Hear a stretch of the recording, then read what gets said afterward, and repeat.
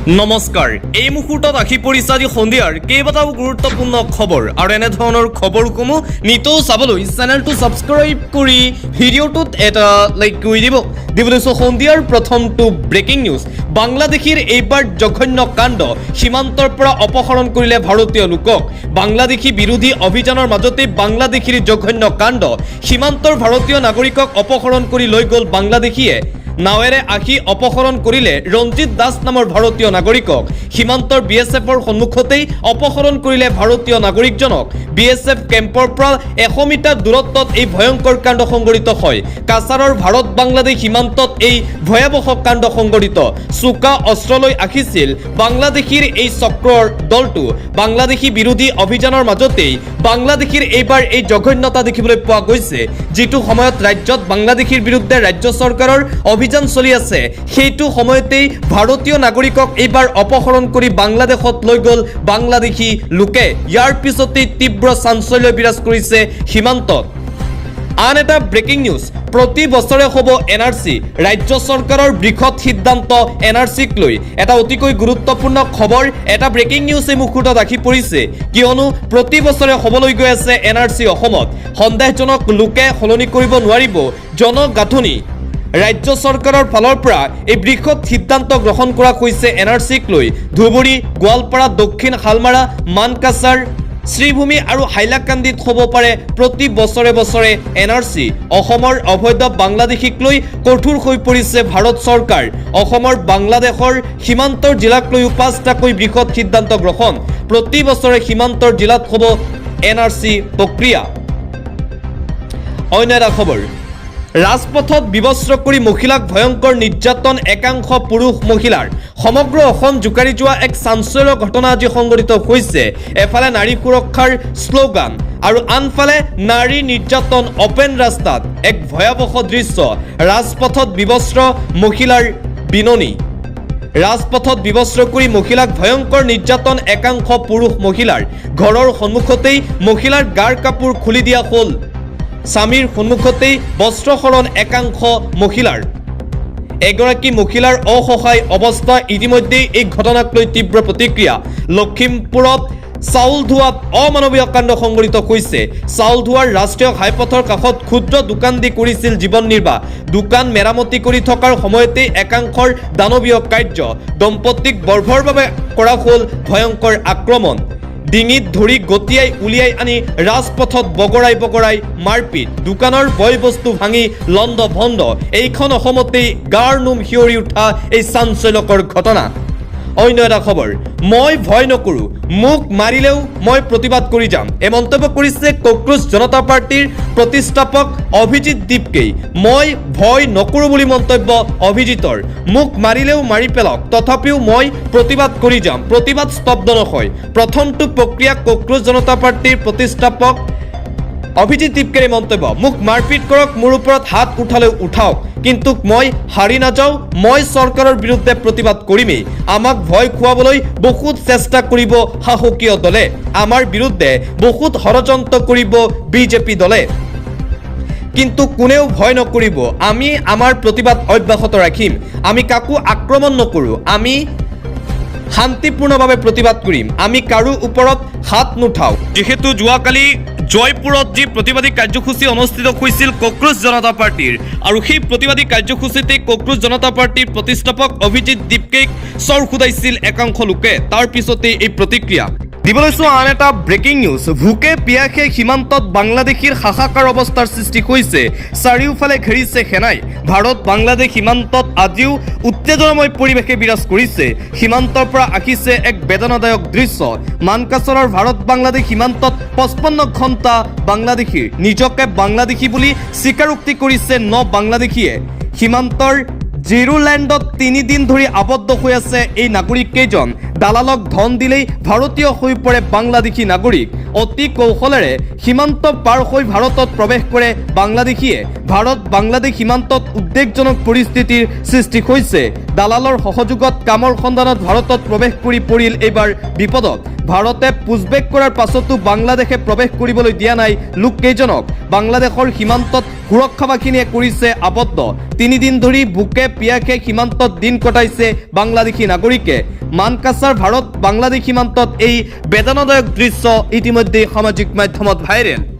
অন্য এটা খবৰ, বিজেপিয়ে বিলুপ্ত কৰিব ইছলামপুৰৰ নাম, ইছলামপুৰ হ'ব শ্ৰীৰামপুৰ।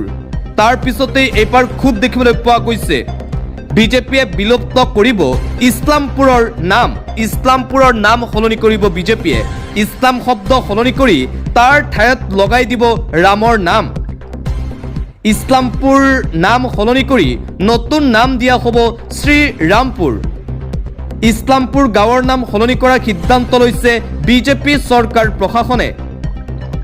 ইছলাম শব্দ বিলুপ্ত কৰাক লৈ সৰব হৈ পৰিছে মুছলমান সমাজ আৰু কৰিছে প্ৰতিবাদ। নামাজৰ পিছতেই ৰাজপথলৈ ওলাই আহিছে অগণন মুছলমান আৰু সাব্যস্ত কৰিছে তীব্ৰ প্ৰতিবাদ। আল্লাহু আকবৰ ধ্বনি দি সাব্যস্ত কৰিছে উত্তাল প্ৰতিবাদ মুছলমান লোকে। বিজেপি চৰকাৰে ইছলামক শেষ কৰিব বিচাৰিছে বুলি অভিযোগ উত্থাপন কৰিছে মুছলমান লোকে। পৃথিৱী থকালৈকে ইছলাম থাকিব বুলি দাবী কৰি এই প্ৰতিবাদ সাব্যস্ত কৰিছে ইছলাম ধৰ্মাৱলম্বী লোকে। ইছলামপুৰৰ নাম কেতিয়াও সলনি কৰিবলৈ দিয়া নহ'ব বুলি এই হুংকাৰ প্ৰদান কৰি প্ৰতিবাদ সাব্যস্ত কৰিছে মুছলমানে। অন্য এটা খবৰ, সংবিধানৰ পৰিৱৰ্তে চৰকাৰৰ কথা মতেহে কাম কৰে আৰক্ষী বিষয়াসকলে। জনসেৱা নহয়, শাসকীয় দলৰ সেৱাতহে মগ্ন থাকে ৰাজ্যৰ আৰক্ষী বিষয়া। আৰক্ষী আৰু প্ৰশাসনিক ব্যৱস্থাক লৈ ন্যায়ালয়ৰ ফালৰ পৰা এইবাৰ ডাঙৰ মন্তব্য কৰা হৈছে। চৰকাৰী আমোলা বিষয়াৰ কথাতেই বিনা কাৰণত গ্ৰেপ্তাৰ কৰে আৰক্ষীয়ে। থানাত ৰুজু হোৱা গোচৰ ৰাজনৈতিক উদ্দেশ্যত উঠাই লোৱা হয় বুলি ডাঙৰ মন্তব্য ন্যায়ালয়ৰ। ৰাজনৈতিক হস্তক্ষেপৰ পৰা কিয় মুক্ত হ'ব নোৱাৰে আৰক্ষী, প্ৰশ্ন কৰিছে ন্যায়ালয়ে। উত্তৰ প্ৰদেশ আৰক্ষীক লৈ উচ্চ ন্যায়ালয়ৰ ন্যায়াধীশৰ এই ভাষ্য। এটা গোচৰৰ শুনানিৰ সময়ত আৰক্ষীক তীব্ৰ সমালোচনা ন্যায়াধীশৰ। সংবিধানৰ পৰিৱৰ্তে চৰকাৰৰ কথা মতেহে কাম কৰে আৰক্ষী বিষয়াসকলে, এইদৰে মন্তব্য কৰিছে ন্যায়ালয়ে। পৰৱৰ্তী খবৰ, ভাৰতত নিষিদ্ধ হ'ব টেলিগ্ৰাম। কেন্দ্ৰীয় চৰকাৰৰ এক ডাঙৰ সিদ্ধান্ত। নীট পৰীক্ষাৰ বাবে এই ডাঙৰ সিদ্ধান্ত গ্ৰহণ। ভাৰতত নিষিদ্ধ হ'ল টেলিগ্ৰাম। টেলিগ্ৰাম এদিনৰ বাবে বন্ধ হ'ব ভাৰতত সামূহিকভাৱে বন্ধ হ'ল টেলিগ্ৰাম। এতিয়াৰে পৰা বন্ধ ঘোষণা কৰা হৈছে টেলিগ্ৰাম। নীটৰ পুনৰ পৰীক্ষাক লৈ কেন্দ্ৰীয় চৰকাৰৰ ফালৰ পৰা এই ডাঙৰ সিদ্ধান্ত গ্ৰহণ কৰা হৈছে। প্ৰশ্নকাকত ফাদিল ৰোধ কৰিবলৈ গ্ৰহণ কৰা হৈছে এই ডাঙৰ পদক্ষেপ কেন্দ্ৰীয় চৰকাৰৰ ফালৰ পৰা। 21 জুনৰ নীট ইউটি 2026ৰ পৰীক্ষা পুনৰ অনুষ্ঠিত হোৱাৰ পৰিপ্ৰেক্ষিতত দেশজুৰি হাই এলাৰ্ট। তথ্য প্ৰযুক্তি মন্ত্ৰালয়ৰ নিৰ্দেশ অনুসৰি 22 জুনলৈকে বাহাল থাকিব এই নিষেধাজ্ঞা। টেলিগ্ৰামক লৈ পৰীক্ষা প্ৰক্ৰিয়া স্বচ্ছ কৰাৰ স্বাৰ্থত লোৱা হৈছে এই ডাঙৰ সিদ্ধান্ত। নেশ্যনেল টেষ্টিং এজেন্সিয়ে জনাইছে এই কথা। পৰৱৰ্তী খবৰ, ৰাম মন্দিৰৰ পৰা 200 কোটি টকা অন্তৰ্ধান। চোৰৰ কবলৰ পৰা সাৰি নগ'ল অযোধ্যাৰ ৰাম মন্দিৰো। ৰাম মন্দিৰৰ কৰ্মচাৰীয়ে নামি পৰিছে এতিয়া চুৰি কাৰ্যত। 10ৰ পৰা 12,000 নহয়, 200 কোটি টকা অন্তৰ্দান। 5 বছৰত কোটিপতি হ'ল ৰাম মন্দিৰৰ বহু কৰ্মচাৰী। 200 কোটিৰ অনুদান বহু কৰ্মচাৰীয়ে চুৰি কৰাৰ সন্দেহ কৰা হৈছে। চুৰি কৰি চিচিটিভি ফুটেজ নাইকিয়া কৰাৰো অভিযোগ উত্থাপন। মন্দিৰত ধন গন্তি কৰা 50 কৰ্মচাৰী সন্দেহৰ আৱৰ্তত। ষ্টাৰ্টাৰ অডিট আৰু চিচিটিভি চোৱা চিতাত সংঘটিত অনিয়ম তদন্তৰ বাবে ইতিমধ্যেই চৰকাৰৰ ফালৰ পৰা গঠন কৰা হৈছে SIT। অযোধ্যাত হাজিৰ হৈছে তদন্তকাৰী দল। 2 ব্যক্তিক গ্ৰেপ্তাৰ কৰাৰ লগতে তেওঁলোকৰ পৰা লাখ লাখ টকা উদ্ধাৰ। ট্ৰাষ্টে চলোৱা অডিটৰ সময়ত দানপাত্ৰৰ পৰা ধন নাইকিয়া হোৱাৰ তথ্য।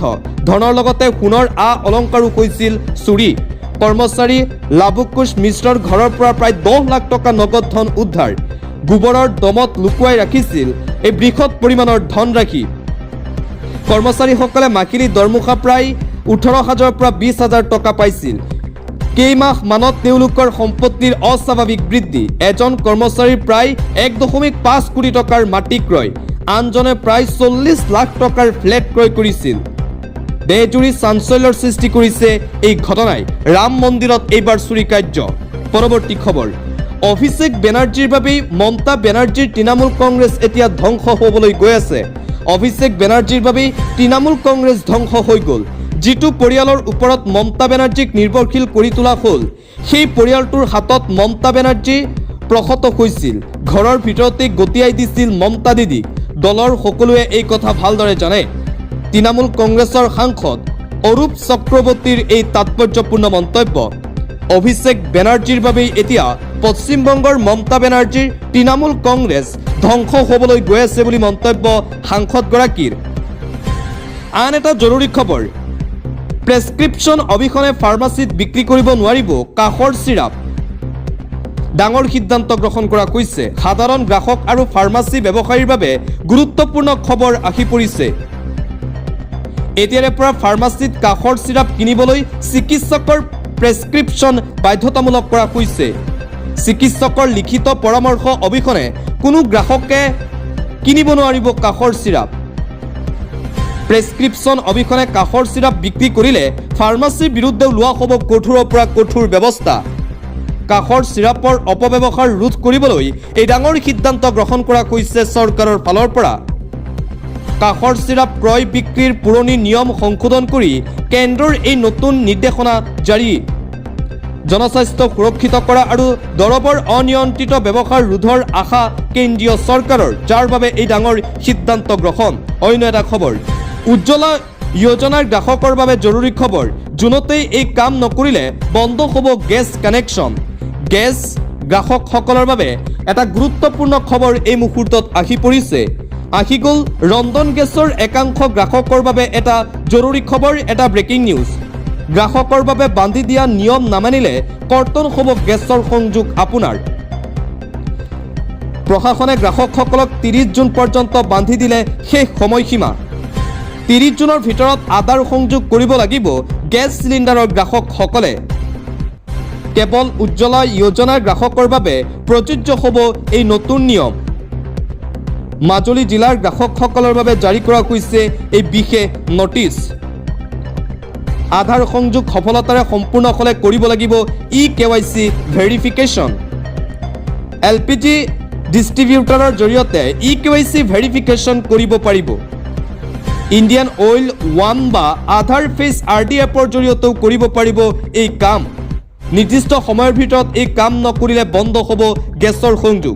অন্য এটা খবৰ, ৰহস্যজনক ঘটনা, একেটা পৰিয়ালৰে 5 সদস্য নিৰুদ্ধে। ৰাজ্যত এক ৰহস্যজনক ঘটনা সংঘটিত হৈছে। একেটা পৰিয়ালৰ 5জনকৈ সদস্য একেলগে নিৰুদ্ধ হোৱাৰ খবৰ।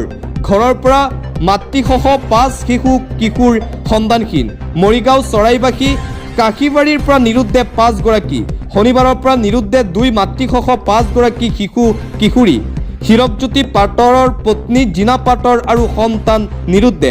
ৰক্তিম পাটৰৰ পত্নী মীনা দেউৰী পাটৰ আৰু কন্যা নিৰুদ্ধে। মিকিৰভেটা আৰক্ষীক এজাহাৰ দাখিল ভুক্তভোগী পৰিয়ালটোৰ। সোমবাৰে ঘৰলৈ এটা অচিনাকি নম্বৰৰ পৰা আহে ফোন কল। বিৱৰণ অনুসৰি অৰুণাচলত আছে নিৰুদ্দিষ্টসকল। নিৰুদ্দিষ্টসকলক বিচাৰি অৰুণাচললৈ দাপলি মেলিছে পৰিয়ালটো। ৰাজ্যত ৰহস্যজনক এই ঘটনা সংঘটিত হৈছে। এজন দুজন নহয়, একেলগে একেটা পৰিয়ালৰ 5 গৰাকীকৈ সদস্য নিৰুদ্ধ হোৱাৰ ঘটনাই এতিয়া চাঞ্চল্যই সৃষ্টি কৰিছে। অন্য এটা খবৰ, কাৰ্যালয়লৈ গৈ শাৰী পতাৰ কোনো প্ৰয়োজন নাই। ঘৰতে বহি লাভ কৰিব জাতিগত প্ৰমাণপত্ৰ PRC। এটা গুৰুত্বপূৰ্ণ খবৰ, এটা ভাল খবৰ এই মুহূৰ্তত আহি পৰিছে। এতিয়া আৰু হাৰাশাস্তি নহ'ব আপুনি। গোলাঘাটবাসী ৰাইজৰ বাবে এক সুখবৰ এই মুহূৰ্তত আহি পৰিছে। চৰকাৰী কাৰ্যালয়লৈ নোযোৱাকৈয়ে ঘৰতে বহি লাভ কৰিব নাগৰিক কেন্দ্ৰিক সেৱা। কাৰ্যালয়ত গৈ শাৰী পতাৰ এতিয়াৰে পৰা কোনো ধৰণৰ প্ৰয়োজন নাই। তেনেই ন্যূনতম মাচুলৰ বিনিময়ত অনলাইনতেই এই সেৱা উপলব্ধ। মাত্ৰ 65 টকাৰ পৰা 75 টকাত উপলব্ধ হ'ব জাতিগত প্ৰমাণপত্ৰ, আয়ৰ প্ৰমাণপত্ৰ। UDST প্ৰকল্পৰ অধীনত গোলাঘাট জিলায়ুক্তৰ এই জাননী আৰু গোলাঘাটবাসীৰ বাবে এই ডাঙৰ খবৰ জাৰি কৰা হৈছে। এই কেন্দ্ৰত জাতিগত প্ৰমাণপত্ৰ NLC আদি উপলব্ধ হ'ব। আয়ৰ প্ৰমাণপত্ৰ, জ্যেষ্ঠ নাগৰিক প্ৰমাণপত্ৰ, বিলম্বিত জন্ম পঞ্জীয়নৰ অনুমতি, NOC আৰু ছাত্ৰ ছাত্ৰীৰ বাবে উপলব্ধ হ'ব PRC। গোলাঘাটবাসী ৰাইজৰ বাবে এই সুখবৰ। আন এটা গুৰুত্বপূৰ্ণ খবৰ, এবাৰ গুজৰাটত এক ভয়ংকৰ ঘটনা সংঘটিত হৈছে। গুজৰাটত 128 কেজি ওজনৰ পত্নীৰ তলত পৰি মৃত্যু হ'ল স্বামীৰ। নিজ পত্নীৰ গধুৰ ওজন সহ্য কৰিব নোৱাৰি অৱশেষত মৃত্যুক আঁকোৱালি লয় স্বামীয়ে। দুয়োজনক চিকিৎসালয়ত ভৰ্তি কৰোৱা হৈছিল যদিও চিকিৎসকে মৃত বুলি ঘোষণা কৰে। গুজৰাটত এই ভয়ংকৰ ঘটনা সংঘটিত হৈছে। সমগ্ৰ ভাৰততেই এই খবৰ বিয়পি পৰাৰ পিছতেই চৰ্চা আৰম্ভ। গুজৰাটত 128 কেজি ওজনৰ পত্নীৰ তলত পৰি মৃত্যু হ'ল স্বামীৰ। নিজ পত্নীৰ গধুৰ ওজন সহ্য কৰিব নোৱাৰি অৱশেষত মৃত্যু হয় স্বামীৰ।